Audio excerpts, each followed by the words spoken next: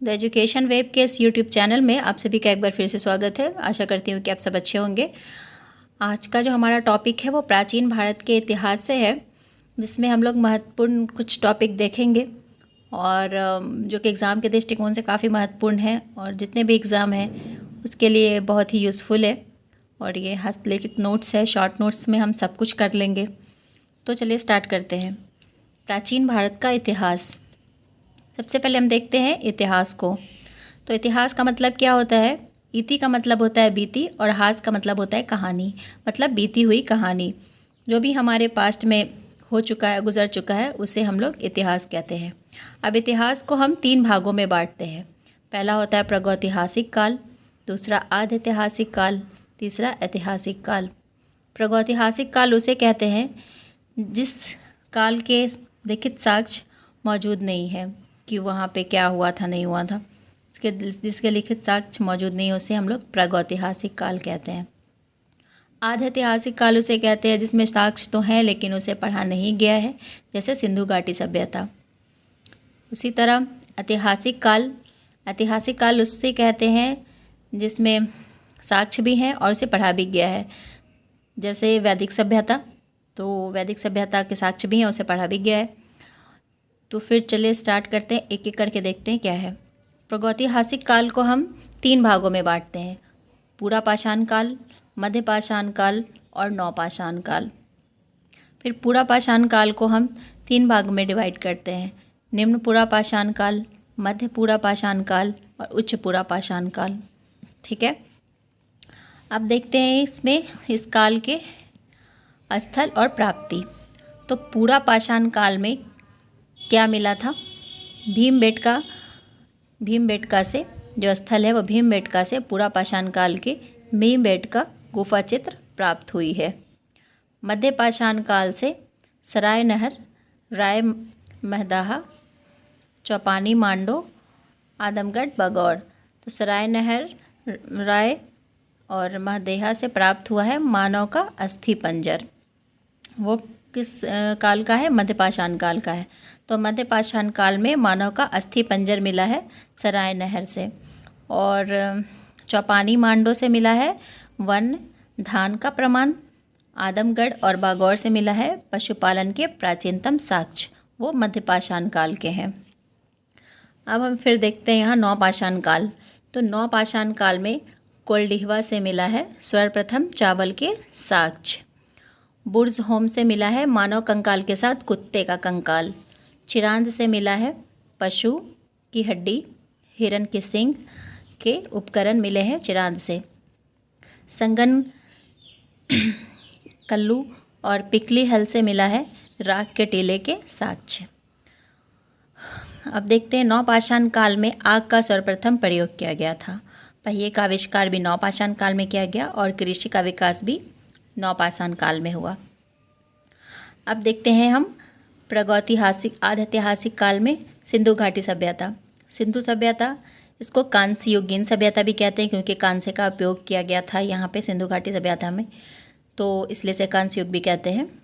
और इसका विस्तार जो है उत्तर में मांडा, जम्मू कश्मीर जो चेनाब नदी के तट पर है वहाँ था। दक्षिण में दैमाबाद जो गोदावरी नदी के तट पर है। पूरब में आलमगीरपुर हिंडन नदी के तट पर है। और पश्चिम में सुतकांगेडोर द्रास नदी के तट पर है। और ये सिंधु घाटी का जो समय पीरियड था, इसका समय काल मान्य तिथि वो 2300 ईसा पूर्व से 1700 ईसा पूर्व तक के लिए माना जाता है, मतलब 2300 से 1700 तक माना जाता है। अब देख लेते हैं सिंधु सभ्यता के कुछ महत्वपूर्ण स्थल। तो स्थल है हड़प्पा। ये कहाँ अवस्थित है? रावी नदी के तट पर, पाकिस्तान में। उत्खननकर्ता कौन थे इसके? दयाराम सहनी। और इसकी खोज कब की गई थी? 1921 में। और इससे क्या क्या प्राप्त हुआ था? विशाल अन्नागार, खाद्यान्न, नृत्य मुद्रा में धड़, आयताकार मुहर की पर स्त्री के गर्भ से निकला पौधा, ये हड़प्पा से प्राप्त हुआ था। दूसरा है मोहनजोदड़ो। ये सिंधु नदी के किनारे है और जो भी के पाकिस्तान में है। और इसके उत्खननकर्ता थे राखल दास बनर्जी। 1922 में इसकी खोज की गई थी। और इससे जो चीज़ प्राप्त हुए हैं वो बृहद स्नानागार है, विशाल अन्नागार है, नर्तकी की कांस्य मूर्ति है और एक योगी का चित्र है। ये क्वेश्चन हमेशा पूछा जाता है एग्ज़ाम में। तीसरा है लोथल। लोथल भोगवा नदी के तट पर स्थित है और इसके जो उत्खननकर्ता थे SR राव थे और इसका खोज 1955 में किया गया था। और इससे जो चीज़ें प्राप्त हुई हैं वो 3 युगल समाधि, डार्क यार्ड, मन के बनाने के कारखाने, हाथी का दांत स्केल मिला है। उसके बाद है धौलावीरा। ये कचकेरन गुजरात में स्थित है और RS विस्ट इसके खोजकर्ता थे। 1967 से 68 में इसका खोज हुआ था और इससे उन्नत जल प्रबंधन व्यवस्था की प्राप्ति हुई थी। उसके बाद है कालीबंगा।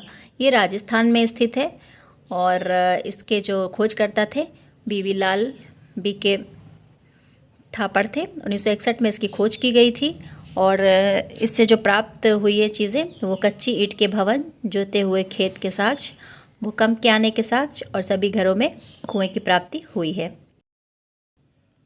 अब हम देखेंगे वेद के बारे में। तो वेद की कुल संख्या कितनी है? 4। ऋग्वेद, सामवेद, यजुर्वेद और अथर्ववेद। वैदित्रीय किसे बोलते हैं? 3 वेद को, ऋग्वेद, सामवेद, यजुर्वेद। वैदिक आर्यों की भाषा क्या थी? तो ये संस्कृत थी भाषा। और इसके संकलनकर्ता कौन थे? महर्षि कृष्ण, देवयापन, वेद व्यास। और सबसे प्राचीन वेद है ऋग्वेद। जो ऋग्वेद है वो सबसे प्राचीन वेद है और ऋग्वेदिक काल के देवता थे इंद्र, अग्नि और बुगाजगोई अभिलेख में अभिलेखित देवता इंद्र, वरुण, मित्र और नासत्य थे। और अब हम देख लेते हैं वेद और उपवेद। तो वेद, ऋग्वेद इसका उपवेद है आयुर्वेद और ऋत्विक को इसके कहा जाता है होत्री। और संकलन तो रचनाओं का संकलन इसमें किया गया था। जो ऋग्वेद है उसमें रचनाओं का संकलन किया गया है। अब हम देख लेते हैं वेद के बारे में, वैदिक पीरियड के बारे में। तो वेद की कुल संख्या कितनी है? 4 है। और वैदित्रीय में कौन कौन से वेद आते हैं? तो 3 वेद को वैदित्रीय बोलते हैं, ऋग्वेद, सामवेद, यजुर्वेद। और इसके वैदिक आर्यों की भाषा क्या थी? तो वो संस्कृत थी। और ऋग्वैदिक काल के देवता इंदु और अग्नि थे। और इसके जो संकलन करता है वो महर्षि कृष्ण, देवयापन, वेद व्यास थे। और जो सबसे प्राचीन वेद है वो ऋग्वेद है। और बुगाजगुई अभिलेख में उल्लेखित देवता इंद्र, वरुण, मित्र और नासत्य हैं। अब देख लेते हैं वेद और उपवेद। पहला है ऋग्वेद। इसका उपवेद क्या है? आयुर्वेद। इसके ऋत्विक को बोलते हैं होत्री और इसमें ऋचाओं का संकलन किया गया है। नेक्स्ट है यजुर्वेद। इसका उपवेद है धनुर्वेद। इसके ऋत्विक को बोलते हैं अथर्वयु और इसमें यज्ञ कर्म से संबंधित युक्त संकलन किए गए हैं। नेक्स्ट है सामवेद। सामवेद में सामवेद का उपवेद गंधर्ववेद है और इसके ऋत्विक को उद्गाता कहते हैं और सामवेद में गीतों का संकलन किया गया है। नेक्स्ट है अथर्ववेद। अथर्ववेद के उपवेद को शिल्पवेद कहते हैं और इसके ऋत्विक को ब्रह्म कहते हैं और इसमें तंत्र मंत्र का संकलन किया गया है। तो आज के लिए बस इतना ही। मिलते हैं फिर नेक्स्ट वीडियो में नेक्स्ट टॉपिक के साथ। जब तक के लिए धन्यवाद।